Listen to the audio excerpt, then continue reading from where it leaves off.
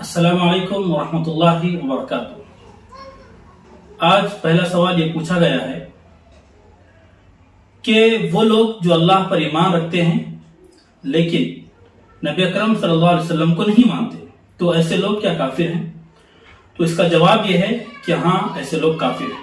ایک اصول یاد رکھیے، اس پر انشاءاللہ تمام چیزیں آئیں گی۔ اللہ کو ماننے کے ساتھ اگر اسلام کی کسی چیز کا انکار کریں تو اس سے کفر لازم آتا ہے، آدمی اس سے کافر ہو جاتا ہے۔ فار ایگزامپل، آدمی ایمان تو رکھ رہا ہے، اللہ پر بھی رکھ رہا ہے، رسول پر بھی رکھ رہا ہے، تمام چیزوں پر رکھ رہا ہے، لیکن وہ نماز کا انکار کرتا ہے تو وہ انکار کرنے کی وجہ سے وہ کافر ہو جائے گا۔ اور نبی اکرم صلی اللہ علیہ وسلم پر ایمان لانا تو یہ تو ایمان کا جز ہے۔ جب تک اللہ کے ایمان کے ساتھ رسول اللہ صلی اللہ علیہ وسلم پر ایمان نہیں ہوگا، وہ ایمان قابل قبول نہیں ہوگا، وہ شخص مسلمان اور مومن کہلانے کے لائق نہیں ہو سکتا۔ یہی